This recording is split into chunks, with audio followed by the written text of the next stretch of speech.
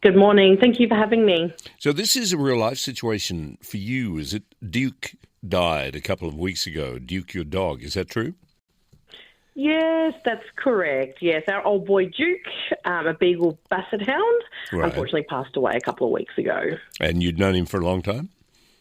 Yeah, we'd had him. He was a rescue, and we'd had him for about 14 years.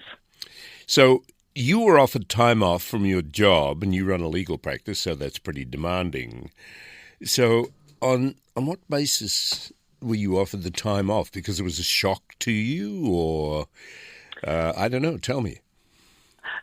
So I'm I'm someone who loves animals, like many people, pets like your child. And so when something unthinkable like this happens, it can be really all-consuming. And I've worked at the firm for the 11 years that it's been around, and I've got a very good relationship with the founder and owner of the firm. And so he knew that it would have affected me quite deeply, and therefore was sensitive to how I felt and offered for me to have time off.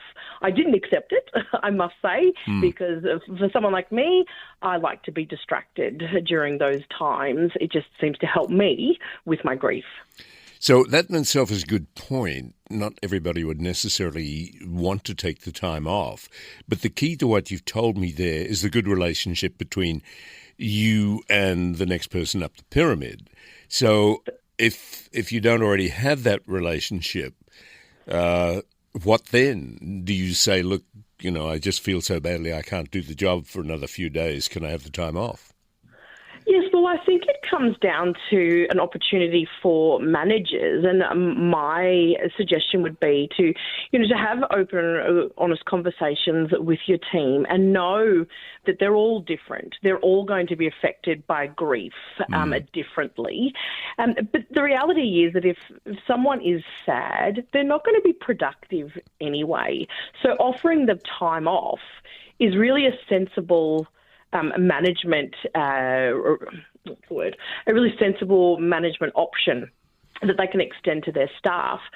At the moment, compassionate leave falls under the Fair Work Act, and it extends to full-time and part-time employees. You get 2 days of passionate leave, and that's for immediate family members. It doesn't extend to pets, unfortunately, so that it comes down to the employer's discretion.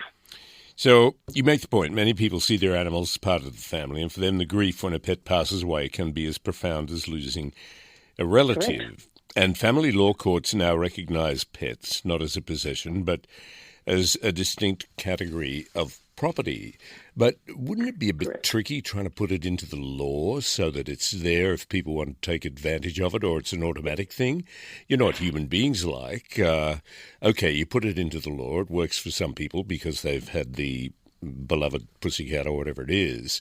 And I know people who, have really been affected by the death of their cats, for example, and dogs can be the same, as you point out there. But human beings being what they are, somebody's going to invent a budgerigar and say, I got to have the week off. Yes, look, and so this is why I think there's no set rules, and I don't think anyone should be telling a manager how they apply discretion in their business, for example. Like you said, for many people, a dog, for example, especially for childless couples or a person, an individual, it is like a child to them, and the grief associated with that is the same as losing a human family member.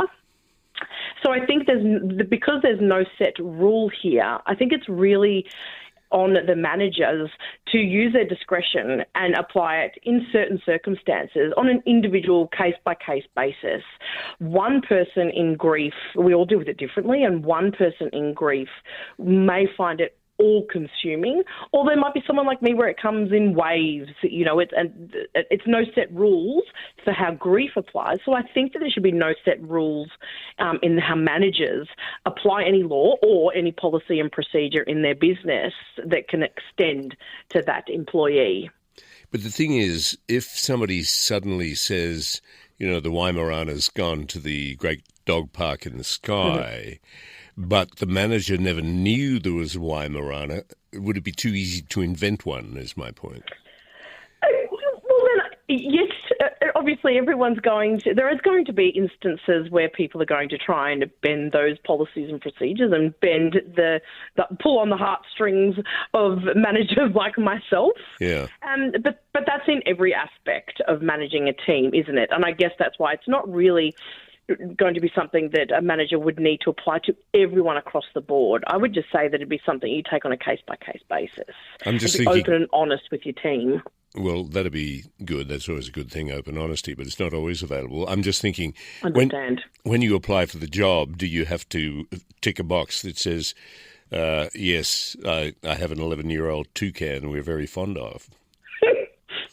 I would love. I'm not sure what employment lawyers might think about that, because when you can't ask people if they're going to have a family, so I'm not sure whether it's something that we can ask about the toucan.